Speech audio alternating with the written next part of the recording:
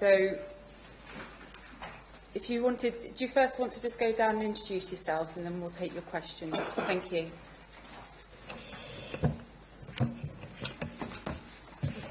Andrew Ross. Juliana Foster. Brenda Worrell. Jean Burbridge. Tessa Warrington.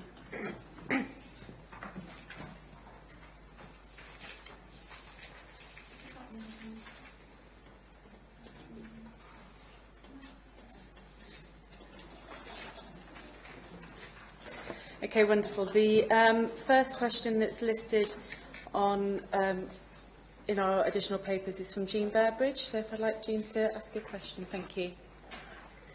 Yes. The law requires commissioners and providers to involve the public when making changes to the provision of NHS healthcare. NHS bodies discharge this duty by carrying out consultations. There's no legal definition of a service change, but broadly it encompasses any change to the provision of NHS services, usually involving a change to the range of services available and or the geographical location from which services are delivered. Not only is a change in service location being proposed in UHL's full business case, but it is a change in the location of a core service. That is, one on which numerous other services depend, and one where change has significant ramifications for the rest of the hospital. So why did UHL consider it possible to proceed without a full public consultation, and will the committee ensure that this omission is rectified and recommend that full public consultation takes place? Thank you. Okay, thank you very much, Jean. Second question from Juliana Foster. Yeah. Thank you. Yeah. Good morning. Thanks for taking my question. My question is, why has UHL been planning to close level 3 intensive care at Leicester General Hospital since at least 2015 and yet still not consulted the public?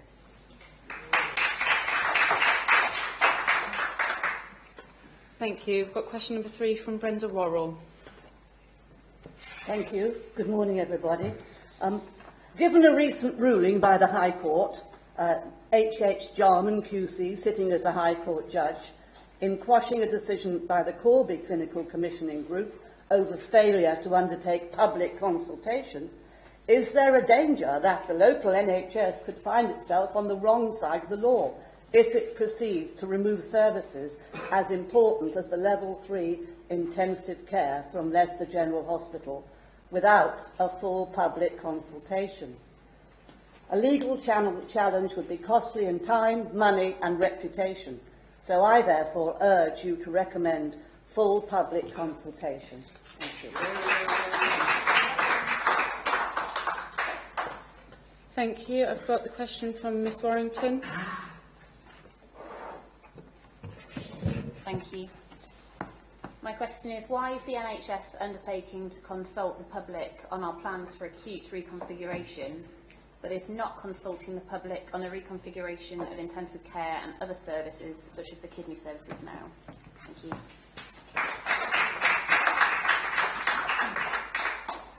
Thank you. We did have a final question from Mr. Andrew Ross, which is not actually printed because it was missed, I think, very slightly. But we've permitted Andrew to speak his question because he did submit it within time. So, Andrew, let's go ahead. Thank you, Chair. Although the Scrutiny Committee doesn't have the right to impose its views on the local NHS, will it state its desire to see a full public consultation take place in relation to the closure of level 3 intensive care and the consequent downgrading of the Leicester General Hospital? Thank you. Thank you all very much, and if I can ask you to take a seat again, thank you. Obviously, some of the questions that were within that were addressed to the Scrutiny Commission, and I'm sure we'll deal with those as we come to the debate later on. But for the moment, if I can ask the NHS bosses that are here in respect to this item to come and give one full consolidated item on some of those points, please. Thank you.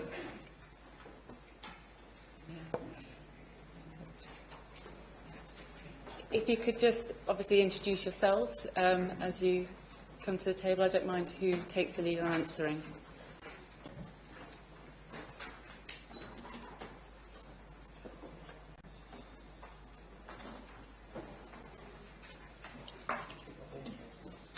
So I'll kick off with introductions. Can you hear me okay? Yeah. So my name's Andrew. I'm right over it. My name is Andrew Furlong. I'm a children's orthopaedic surgeon and I'm also the medical director at University Hospitals of Leicester. Good morning. My name is John Adler. I'm Chief Executive of University Hospitals of Leicester. Good morning. My name is Rakesh Baj. I'm a consultant in intensive care and the head of service for Leicester Critical Care. Hello, it's Mark Whiteman. I'm Director of Strategy and Communications at UHL. Just before you go into answering some of those questions, obviously, if members of the Commission don't feel that they've been fully answered at this point, we can pick them back up after the presentation as well. But who would like to lead on answering, giving a stab at an answer for those questions? So if I kick off, and I'll kick off in terms of providing some of the clinical context. I'll do that briefly, and I think in part that will answer some of the question. And then John Adler and others will talk around some of the consultations. I think it is necessary to provide Andrew, some clinical context. I understand that we need to see the context, and we will get to that when we get to the presentation. At the moment, I just wanted you to deal with the points of law that were actually mentioned within there, whether you feel you've fulfilled your duty to consult. The context is important, and we will give you the opportunity to explain that to us. Thank you. In which case, Chair, I'll cover that if I may. John may want to chip in at some point. But so the question is, why not consult? Why not consult in 2015? Our response to the question of consultation hasn't changed since the discussion we had with City and County Hosp in 2015 and more recently with Rutland in 2018. And that is namely that the clinical risk remains, has not in any way subsided, and therefore the decisions from 2015 and 18 should still stand.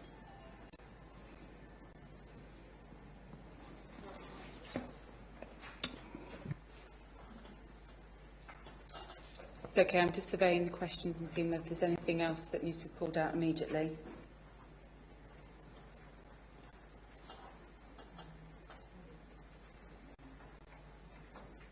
Okay, fine. That will do for now. In that case, we'll just go on to the main item, onto the item in itself on the agenda. And just by a little bit of history and context, I just wanted to introduce the item and why it's come onto today's agenda. The Leicester Mercury, on the 25th of March of this year, ran an article regarding UHL's intention to move a number of the intensive care beds from Leicester General Hospital. And this has been done without any formal public consultation, as we know. We'll hear a case today as to whether that full public consultation needed to take place or should take place now. But quite understandably, members of the public have gone to interpret this move and this announcement as an effective managed closure of the Leicester General Hospital. Now, I met with NHS bosses as soon as this became apparent, and at that point I received quite firm assurances, and I still stand by those, that this has been in the public domain, that it has been in the newspaper. They've been quite open and honest, and they've in fact actually referred to it in their paperwork as something they've already achieved, as it's something they've already managed to complete. So in that respect, I do see that there has been some transparency. However, now the conversation has moved on from 2015. It's the question as to whether the case of urgency still stands up is something that we need to consider. And whilst I was talking to NHS bosses, it was clear that that conversation couldn't happen in that room there and then. It needed to happen somewhere in the public domain, which is why when it came to health scrutiny here in the city, quite rightly referred it here to the joint committee, because ultimately we're the only committee with any power or authority to insist upon reports. And conversely, we're the only ones that can really make recommendations as well in respect to this item And so I spoke to NHS bosses at that point about what the report needed to contain, what we wanted to see from that, and we've got the report here in front of us today. Just for information also, you'll see that we added in the minutes of previous meetings and reports that have been received at previous meetings. We will hear reference to conversations that happened in 2015, and I thought it was important that we're clear on what we have said and what we haven't said in the past. The only other item that I think I've tabled here today, I believe it's been tabled, was at the Commission meeting we had here in the City on the 23rd of August. We had a few questions at that point from members of the public, and I've tabled those questions as well because I had promised that they would be part of the main papers that were sent out. I just thought it was important for you to see sight of what concerns had already been discussed at our health scrutiny here in the City. Judy, can I just confirm that they have been tabled? They are on the table, Chair, but some members sat away. Okay, thank you. If you can't see sight of a copy, then please.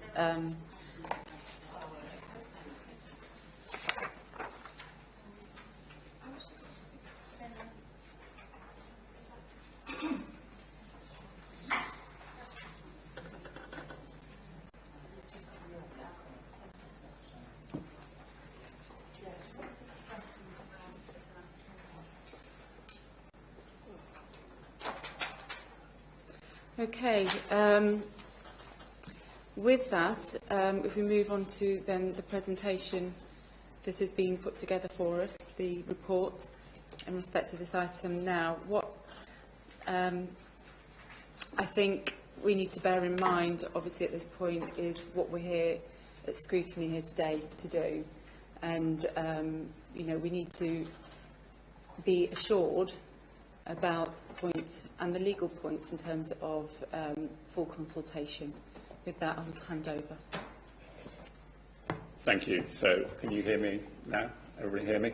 Yes. So I'm Andrew Furlong. I'm Medical Director at University Hospital Leicester. I'll provide some of the clinical context and background to take us up to present day, and then my colleagues may take over and deal with other aspects as highlighted.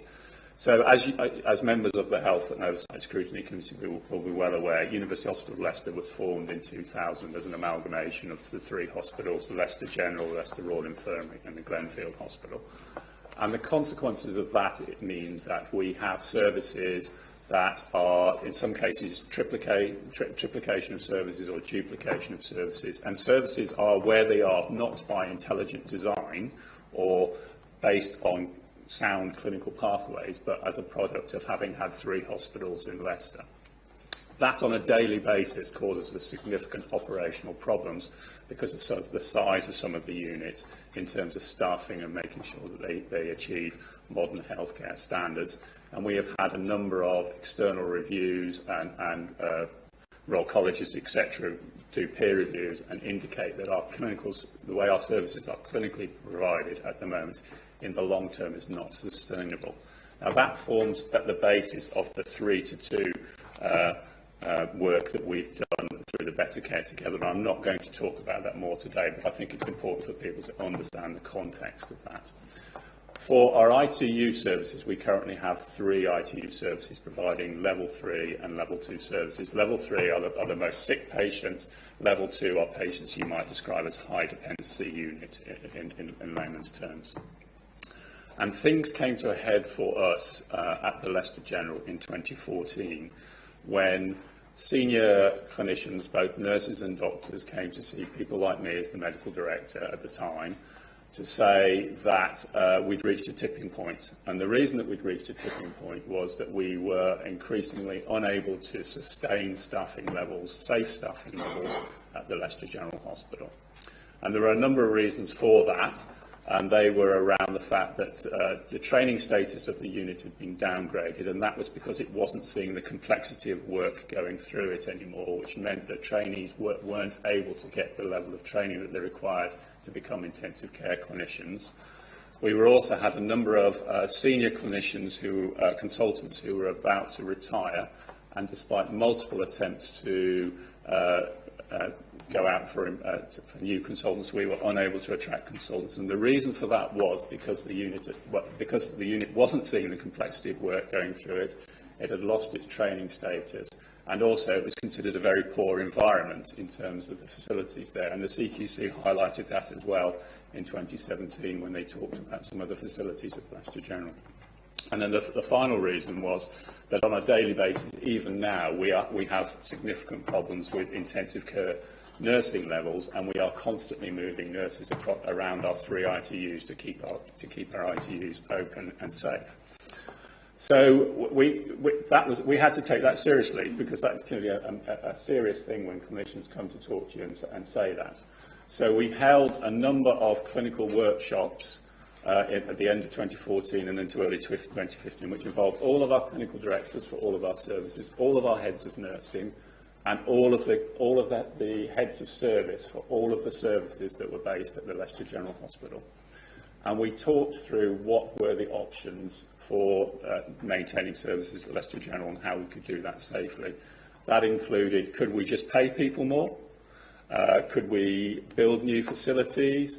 So we looked at all of the options, and all roads led back to the fact that we did not feel that it was clinically sustainable that we could keep level 3 services at Leicester General for some of the reasons that we talked about. So therefore we developed the plan that you've seen and was discussed with you in 2015, and we're at the process of about to enact. The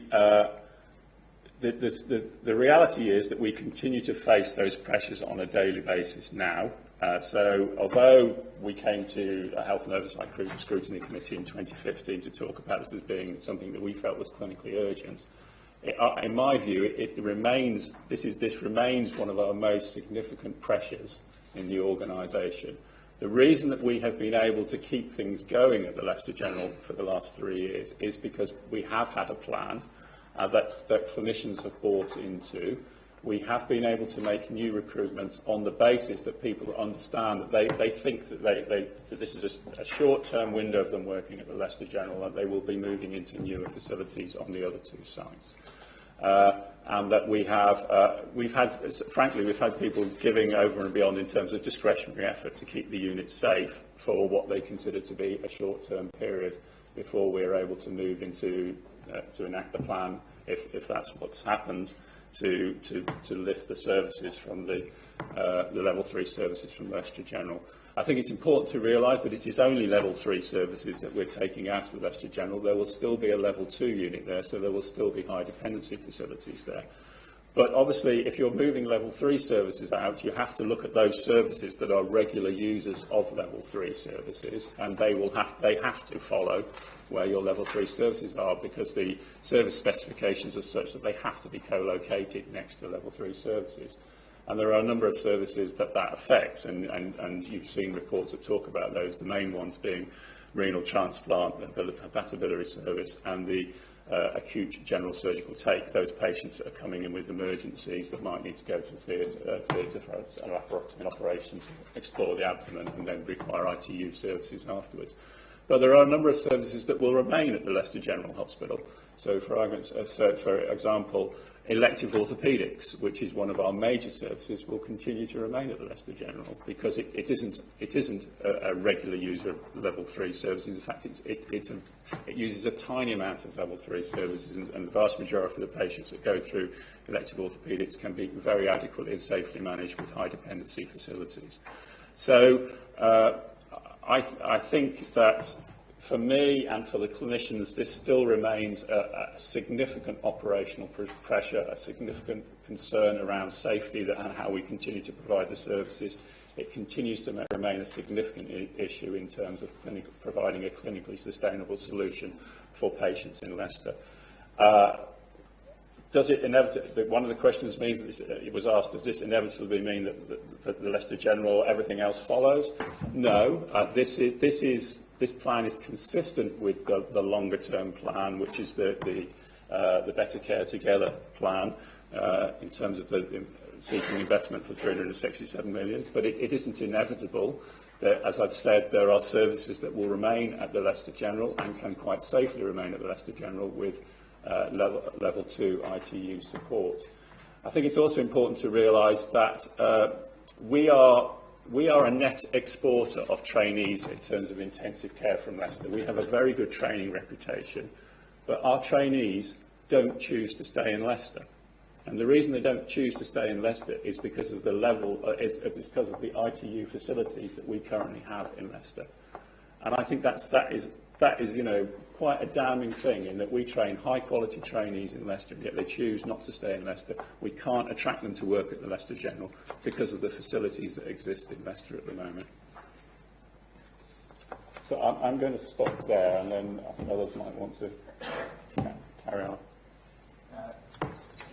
If I might, Chair, I just wanted to expand on exactly where we are in the process of this scheme, because I think it's very important for the committee to be aware of that. Obviously, what we would have liked to have done is to have proceeded much more quickly with this scheme because of the arguments and the factors that Andrew was just talking about. The thing that precluded from doing that was straightforward. It was lack of money. And that was because for a number of years there was a severe shortage, in fact non-existence really, of capital availability in the NHS nationally for this kind of scheme and for the much larger projects. That is essentially the only reason why we haven't proceeded more quickly with this scheme. It is essentially out of our hands because we can't afford to do the way the scheme was eventually configured. We couldn't afford to do it from within our own capital, particularly because within the same kind of time frame we have needed to devote our own capital to moving the congenital heart service, which is everybody is familiar with, from the Glenfield to the Royal, which will be happening if everything follows the current timeline at the in parallel with this scheme, and in fact they're interrelated, and we talk about that a little bit in the paper. Clearly, for the reasons that everybody is all too familiar with, we had to make sure that we had the capital available for that because otherwise it would have been used potentially as a reason to decommission the congenital heart services, because NHS England would have said, oh, you can't actually cover candidates, we haven't got any money, you haven't got any money, therefore we're taking the service away. That is why we had to prioritise things in that way. But either way, this kind of quantum of money would be outside of resources. So that's the reason why we haven't gone forward thus far. Now, what then happened eventually was that in the spring 2017 budget, as the paper describes, we were allocated the money sort of in principle on the grounds of its continuing urgency. Now, just to put this in context, we received, within this system, 40 million, the other 8-ish million, 32-ish for this scheme, 8 million for the CAM scheme, the Child and Mental Health Facility, both of which regarded nationally as urgent. We got that from roughly a 350 million national pot, so we were given more than 10% of the entire national allocation locally. What that tells, the reason for emphasising that is that it tells you just how much the urgency was recognised at a national level as well as it had been locally. Since then, we have been proceeding as fast as possible with the scheme, based on the same assumptions about process requirements that we'd agreed back in 2015. We are now at the stage where we are just about to get final approval for what's called a full business case. After the money is allocated in principle, you have to go through outline business case, which was approved nationally a few months ago, and then full business case. And until that we get full business case approval nationally, this is from the Department of Health and Social Care, ultimately, even though the money's been allocated in principle, we can't actually proceed with the scheme. That is scheduled to happen next month, I think I'm right in saying, or towards the latter, no, in the middle of this month actually, isn't it? And then we're expecting to start the actual physical work, for which we, of course, have done all the preparations in October. So start on site is in October. The reason for talking about that as concisely as possible is because if we get disruption to the process, which will obviously occur if we're now required to go to consultation at this, what is actually process-wise an extremely late stage, in fact, sort of completely back to front from the normal process, then that will inevitably lead to serious delays in the scheme. And unfortunately, and I can't be sure about this, but there is a risk that if nationally they see that money not being spent, because they still haven't given final approval for that funding, they might decide to spend it on something which is further down the track and not subject to disruption. And I just, clearly there are serious considerations here, and I'm not making light of those at all, but I think people just need to be aware we are a long, long way down this scheme now, with the money allocated nationally and well towards the end of the process. The other thing I did want to just reinforce is the very important point that has been made, and this goes back to the original questions at the beginning of the meeting, that Andrew was making about what you might call the thin end of the wedge issue, which is, does this scheme going ahead mean that it's inevitable that we will be back in a few months' time saying, oh, well, we've done that, therefore we must do all the rest of the consultation? It's absolutely not the case. It is obviously, as Andrew described, consistent with the direction of travel. It would be irresponsible for us as managers in the trust and leaders of the trust to do something completely incompatible with our strategy. We have been completely open about what our overall strategy is for many years now. I remember talking about the public domain back in 2014. But we're very clear that the ultimate plan as we currently foresee it, which is part of Better Care Together, will be subject to full consultation, and nothing in this scheme prejudges that. It is urgent in its own right. Okay, thank you. Would you like to have... My name is Rakesh Parjas, a consultant in intensive care. I just wanted to put a bit of a clinical context on this as well. So I've been working in intensive care in Leicester for the last 21 years, the last 14 years as a consultant. The critical care services in Leicester have been chronically underfunded. We have a lower level of beds than the population requires. And we haven't seen a substantial investment in intensive care whilst I've been here. We feel like we're as close as we've ever been to getting that investment we desperately need. The other thing is the clinical context. As intensive care has evolved, it's become increasingly apparent that we need access to all the expertise available in terms of clinicians, the multidisciplinary team, and also investigations. And the structure of Leicester intensive care is such that services are isolated across 3 sites. So we can't access expertise immediately when a patient needs it. For example, if a patient needs a cardiologist and a respiratory and a renal physician or any other surgical expertise, those clinicians are on different sites, and it's very different to get timely involvement of those and treat the patient promptly. So in terms of what clinicians desire in intensive care, it's having all the facilities and expertise available at the point of need for patients.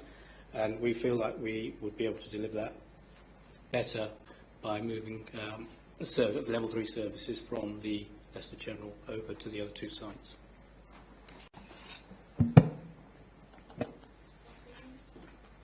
Okay, thank you. Just for, I suppose, purposes of speeding things up a little bit here, what I'm going to do now is just sort of relay a couple of the thoughts that I've had. Obviously, I've been poring over these documents for the last couple of weeks, and I just thought if I sort of set out where my personal thinking is first, and then we can open up. I respect and recognise that there might be different opinions around the table. So, as I said before, I met with the NHS bosses just after we had seen that Leicester Mercury article, and I genuinely had sympathy for their position. I could totally understand that they believed that they had fulfilled their duty to consult by going to the independent different meetings, going to Leicester, then going to Leicestershire back in 2015, and then going to Rutland again more recently. They believed that they had fulfilled that duty to consult. Also, I agree, as I've said before, that this has been in public-facing documents. They've been quite open about this. We know about their desire to move from 3 sites to 2, but in this one specifically, they have said that this investment has already been awarded, so we knew that this was going to go ahead. I also understand the reasons for delay, and I get that was beyond their control, and now that this money is available, you know, the argument for actually, you know what, we just need to invest in our local services, we need to, you know, we've been underinvested for 20 years, we need some more money, cash injection now, is a really strong argument. And one that I don't think any of us, none of us, want to see our services not invested in, you know, so none of us can kind of argue about the principle of investment. What I had hoped from receiving this paper today was that there'd be an incredibly strong clinical case, and not that I believe if clinical case isn't strong, that isn't what I mean, but a case that would bowl us over and actually say, yes, this is absolutely a matter of urgency. And if that had been the case, I believe that we could have quite rightly been in the position of scrutiny to say, OK, we understand, we note your position. I don't feel personally that this paper answers the questions that I wanted. If we just quickly go back to conversation in 2015, just to say, because obviously I've included the papers, I do think we all made the right decisions in 2015 in taking the papers and the recommendations that were made. The UHL even then recognised it was a major reconfiguration, therefore they might need to consult. So none of this has been underhand. But in terms of the case for the urgency, obviously we now found ourselves 3 years down the line where they've been able to, and I'm not saying it's ideal by any stretch of the imagination, but they've been able to mitigate some of those issues over 3 years. And by asking for, or for recommending a full consultation, what we're actually asking them to do is to mitigate those things for another 3 months. And that's where I come unstuck. Because, as I say, I don't think back in 2015 any of us would have said anything different. I think we would have said, yes, we understand the clinical urgency, but now that that same argument is being reproduced 3 years later, you have to question the strength of the argument in the first place. And that is kind of where my head is at. The other thing that was of slight annoyance, and I do feel we need to note this, was I don't believe, and again I'll say this, I don't believe anyone's acted underhand. I don't think anyone's tried to close a general by stealth. But it should be recognised that bosses, and most recently, when these plans were coming forward again this year, went to Rutland for their, quote, approval. And I was slightly upset that they had misrepresented what we had said here in the city, and therefore I feel actually misled Rutland into what City's position was. City quite clearly, well, if you look at the documents, the presentation that was handed out to Rutland, it quite clearly says that City thought that consultation was unwarranted, and we didn't say anything of that sort. If you look back at our minutes, we noted the case that they put to us, but we hadn't said it was unwarranted. And that's just, I'm just clarifying that from our position here. Obviously, we need to weigh up here in this meeting today the clinical advice that we've had. But I also note that back in 2015, the weight of the evidence was that an independent body had said that there'll be significant benefits and to moving the ICU. That doesn't feel, to me, like a very weighty argument to not postpone for another 3 months on consultation. As I said, I know there's going to be other opinions around the table, and for that reason I'd like to open up the discussion. Thank you. Yes, it's clearly an important conversation we're having today, and obviously from the very fact we've had so many questions and there's been quite a lot of public debate about it already, it's important. My view, and I was on the Leicestershire County Council Health Committee back in 2015 when we had the original discussion, is actually it's not changed. I mean, what has changed is now there's looks like an extremely good chance, if not a definite chance, that the money is going to be forthcoming. This is the process. I said earlier, I've worked in the NHS for nearly 40 years now. You have to go through processes, and sadly, when the system is failing, you still have to go through the processes. And if it's really failing in an urgent case, then sometimes you have to do things in a slightly different way. Now, clearly, there's a legal position here. It's been mentioned in the questions, and we've had it raised indeed at our legal people at county, that should we in fact go ahead and support what they're trying to do, I personally, and it's my view totally, is that the only thing that's changed is now the money's come available. So the same urgency that applied back in 2015, and it has been a miracle that they've managed to keep it going, obviously for the ensuing 3 years, is just the same. And now they should be given, I believe now, that the support that they're obviously asking for. Bear in mind that we are talking about only level 3 moving. Level 2 will still be there, the high dependency unit. This is just level 3. And as has been explained to us by the clinician, actually trying to bring together, because we have currently 3 sites, the various specialties in order to actually make patients better again. It's much more difficult with 3 than it is with 2. And clearly with some of the work that's going on anyway, particularly about the congenital unit, that will make it easier when that all becomes obviously on the Royal Infirmary site. So from my point of view, yeah, willing to listen to all the arguments and debate and so on, but I am taken by the comments we've had, the context and the points made by UHL, and I see it as urgent and it needs to go ahead. Okay, thank you. I will open up to the full Commission. Just bearing in mind what I said earlier about discussion, I do want you all to have the opportunity to comment and question. But if the discussion was to go on more than 20 minutes, I think we need to signal to reconvene, purely because it's already 10 to 11. So another 20 minutes on this, otherwise we reconvene. With that, I've got Councillor Waller. Thank you very much, Chairman. I was at the meeting in Rutland that was held earlier this year, and I asked questions about why there hadn't been consultation already on this public consultation, and was told that the health system was such that until the money was made available, albeit in an indicative form, there couldn't be a public consultation. And I accepted that. I'm not a health expert, that isn't my background. However, we now are told that the money was made available earlier this year, or at least it was indicated it was available. And so I really don't understand why public consultation didn't happen then, back in late spring, early summer. And I don't think the issue before us today is about the clinical necessity or otherwise. I think the issue is about the legal, should there be public consultation or not?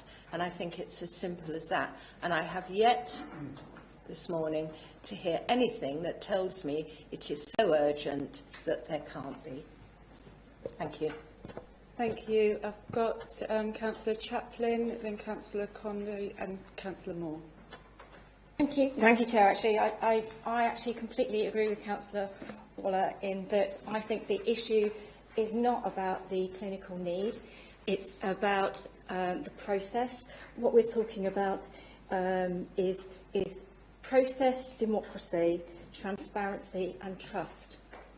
And I think that the fact that there is so much public interest in this, it is a signal that there seems to be a breakdown of trust in the ownership and the say that the public has in how their health services are delivered. It is public money. It is our taxes that pay for this, and people have the right to have their say on it. Nobody is going to, criticise the fact that that you've managed to keep it going. I think that, again, as Councillor Kelvin said, it seems that there has been no overt intention to, for want of another word, mislead or not take something explicitly to scrutiny. But I do agree with her in the fact that the minutes from the Rutland paper do not truly represent health scrutiny at the City Council. I attended that meeting in 2015, and I think that that in itself, the fact that it was old information, indeed relying on something 3 years old, I think that, you know, it came to us because it was urgent. If urgent is in the next 3 years, then I'd like to know what isn't, you know, urgent. You know, but it just seems to me that the landscape changed, and the city scrutiny were not kept informed about the change in that landscape. I think that the Better Care Together case has come forward. We know that there's already been people saying there's been a lack of transparency in that. So, because we're trying to get information, I know it's difficult. The NHS is far too complex for its own good. And this is yet another example for the public of not being able to feel like they've got a say in it. And I think that for the want of a few weeks, months, when you've already had it going for 3 years, I think that it would be a shame for there not to be at least this attempt to rebuild trust. If you just bear with me, Sharon, I'm sorry about this, but I think the thing is that we need to know what legal advice you've had recently that tells you you don't need to consult about this. What is the most recent legal advice you've had? What is the cost of a consultation?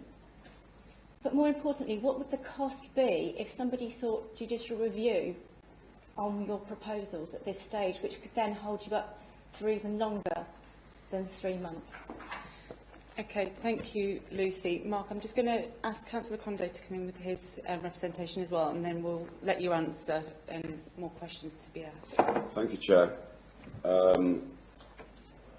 All of this really strikes me as the STP strikes back. The idea that removing the level 3 service won't lead on to what was proposed in the original STP, which is basically a closure of Leicester General, apart from a couple of surgeries. So it really is death by 1,000 cuts again. I do think that you were irresponsible in not having a consultation at the start, and to say, oh, it's too late now to have a consultation, there should have been a consultation right at the start. Talk about recruitment and retention. This is thrown in our faces again and again and again. It's nationwide, it's locally, it's Rutland's too expensive, blah, blah, blah. It's not our problem, it's your problem. You are the ones who are not making it good enough to recruit people and to keep people. You just keep regurgitating the same excuse. I was at the April Scrutiny panel as well in Rutland, and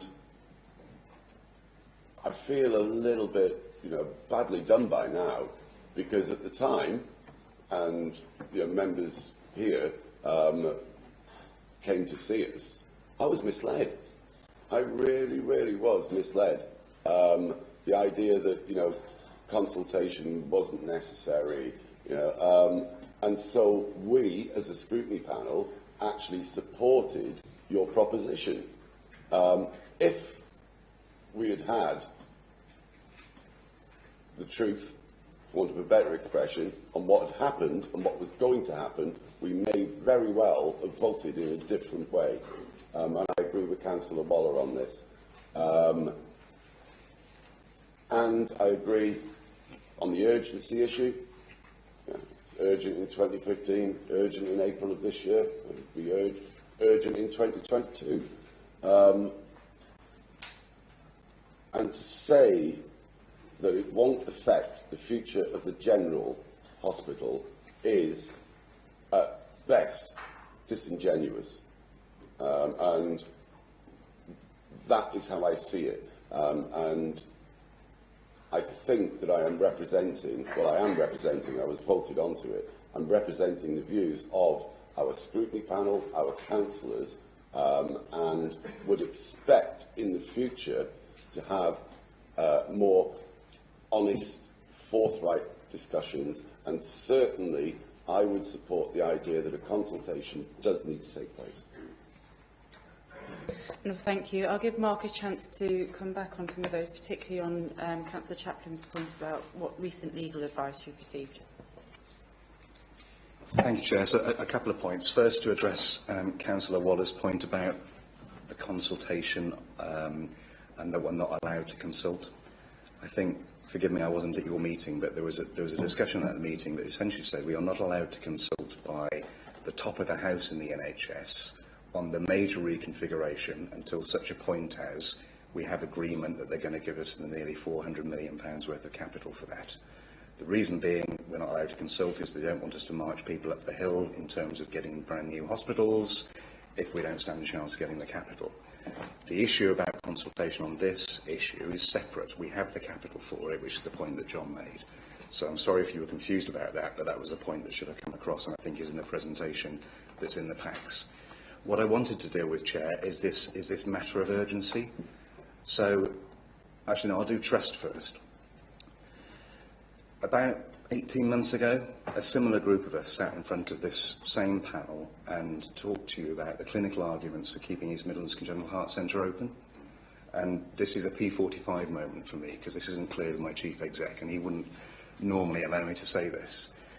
But my Chief Exec put his neck on the line for that service. He did things that actually were perhaps, in retrospect, career limiting.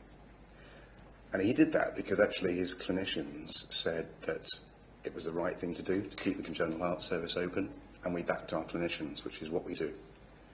We're doing the same thing now, backing our clinicians for what we think are the right reasons. You trusted us 18 months ago. It's the same people. If trust has been eroded, that's a terrible thing, but we are the same people driven by the same motives.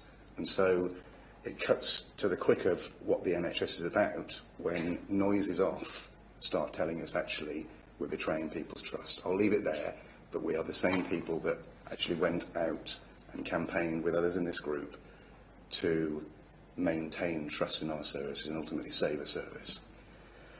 The urgency matter I wanted to talk about, Chair, was essentially, let's call a spade a spade. Some people don't believe this is urgent. You probably think that actually, some of you, that we were shroud waving 3 years ago, and this is a stealthy plan to close the General Hospital. It's not the case, and there is another answer to this. And I want, if you just indulge me for a couple of seconds, I want to draw an analogy that might explain it, that takes it out of the clinical environment. So imagine you go home tonight and you find that you've got a dirty, great big hole in your roof. And you look at the weather forecast and you realise actually rain is coming and it's forecast for the next few weeks. But you've got no cash, you can't afford the repairs. What do? Well, most sensible people will get a few buckets, stick them under the hole in the roof and hope for the best. What we've been doing for the last 2 or 3 years is moving buckets around our organisation for a hole in the roof in ICU. We've finally now got the cash, and what's a sensible thing to do? Buy some more buckets or fix the hole in the roof. At no point over those 3 years, following the metaphor almost a breaking point, has the hole diminished or the risk diminished. It's just we've been particularly adept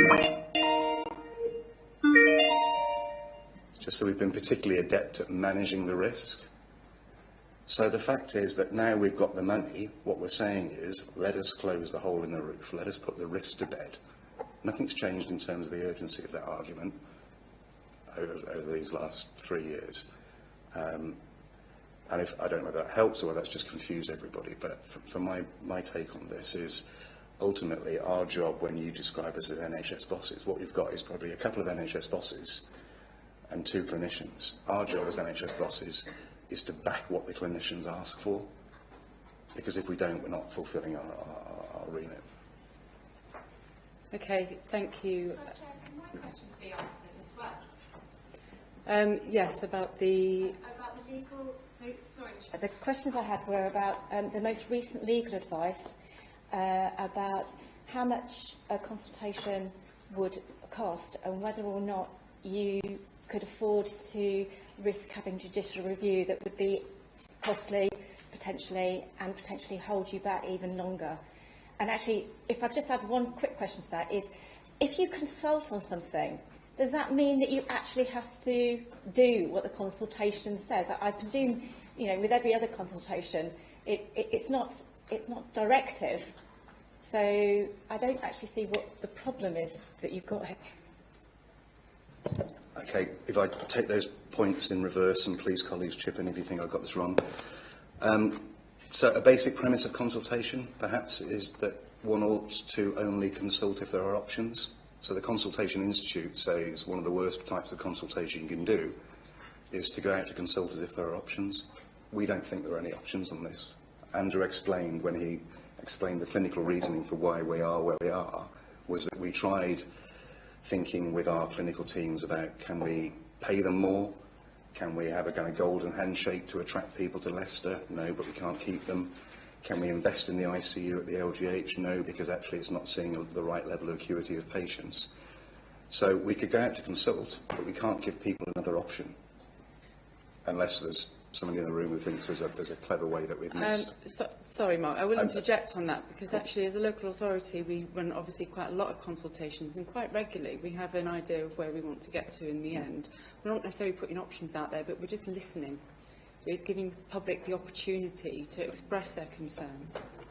So I don't disagree with that, Chair, but I was asked for an opinion on consultation, and I take what the Consultation Institute says reasonably seriously in that matter. But no, to be absolutely clear, Councillor Chaplin, going out to consultation, it's not a referendum in that sense, and so you are not bound by the results of the consultation. You asked about how much would a consultation cost. I've got no real idea. It depends on the size of the consultation, but I don't think that would be I don't think that ought to be the rate limiting factor. Another way of asking the question is, if this scheme is delayed by probably likely at least 6 months, what would the consultation cost the scheme? That might be more material. I don't know what the answer is, but I imagine it would be in the... Sorry, Chair, if I could just... Actually, I would like to know how much it costs, because you must run other consultations on other services. You must have an idea of a comparable consultation cost. Excuse me for using Chair's privileges, but we are 5 minutes off what I had intended to be the point where we close the discussion. I do think your questions are important. It's just if we're going into that level of detail, I think we need to reconvene. Do you mind, Lucy, if I just pass for the moment? I've noted your question, as have everybody else, and it's one of those things that probably we're not going to get a solid answer on today, and the question then becomes whether we do wish to convene. Okay, if I can move on to... Sorry, my other questions, Chair. I know that you've said about reconvening, but actually I think that we're here, we've started the discussion, and actually finishing this discussion, having the time for this discussion today, with the members of the public in the gallery, would seem expedient rather than reconvening so everybody has to come back, while we've actually got you know, the flow in our heads. But the other questions I asked have not been answered either, Chair. Okay, I completely accept your point, Lucy. What I'll do is I'll put it to the vote of the members of the Commission. We obviously came to this Commission meeting here today with a full agenda with 4 items on there. I agreed to take this as an item of any other urgent business, but we do have other business to deal with today. We are expected to have the meeting finished within 2 hours, which is not going to happen either way we choose. But would members of the Commission prefer that we extend the debate on this item of urgent business and therefore forgo some of the other items on the agenda, or would you prefer, if necessary, to reconvene? If I ask all of those in favour of curtailing the report, the debate, and reconvene if necessary. Sorry, what's the question? The question, okay, well, I'll put it the other way. Would you, members of the Commission who would prefer to continue this debate and not have the other items on the agenda, which I will say I think is unprofessional, but I will agree to, if that is the Commission members' will. I think we should reconvene. I think that actually, why do we have to get rid of other items off the agenda? Because surely it's about making sure that we look at all the things if we can, and if it takes longer, it takes longer. You know, I think, but I do feel if we reconvene this, we're just adding to the argument that the University Hospitals Leicester is going to have to say that we have delayed something. I'll make it very clear, we can't delay anything, we can't approve anything. If the NHS bosses want to, they can proceed whatever we say here today. They can continue from now until we reconvene, whichever way they wish. I have to balance, and I don't mind the decision being the Commission members' decision, but I have to balance the fact that we have got people, representatives here from the county who have travelled a long way, who are expecting a 2-hour meeting, alongside the fact that we do want to make sure that this debate is heard fully and properly. And it is a case, the Chair's place is to balance those pressures. And so I'm asking, again, whether, if you can show, if you would prefer the option of continuing this debate within this Commission meeting and taking the other reports at a different time. Can you please show if you would like to continue the debate?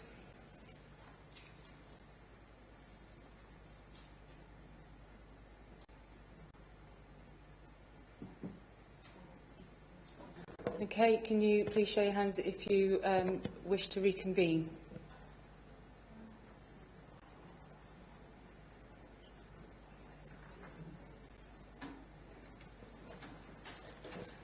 Okay, I think that's a clear decision.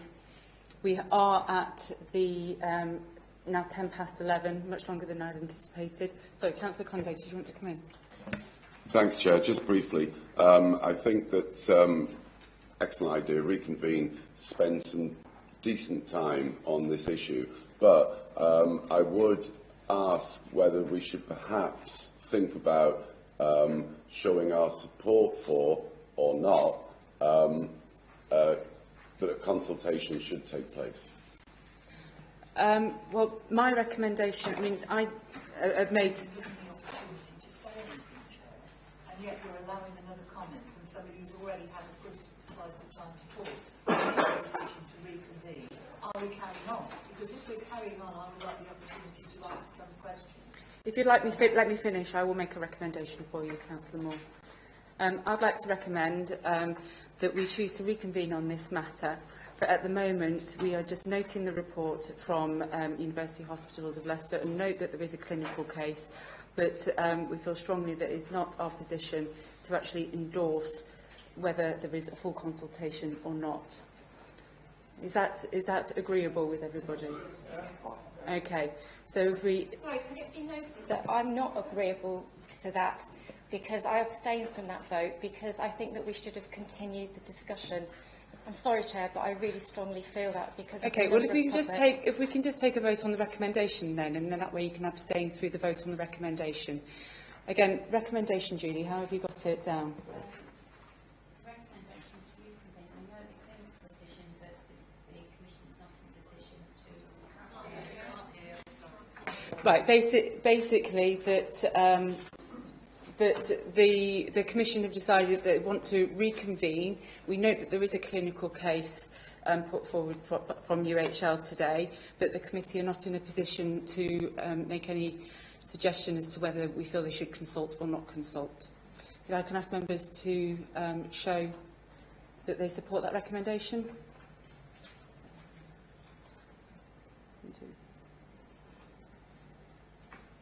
Thank you. And those against? Okay, thank you. Abstentions? Abstentions? Thank you. Okay, with this in mind, what I will do is immediately after this meeting has finished, we will go away and we will look at a suitable date to reconvene this meeting. And obviously within that, we can have a look at the evidence that we've got and see whether there is anything else we would require as well. Thank you, guys. Thank you. Yeah, sorry.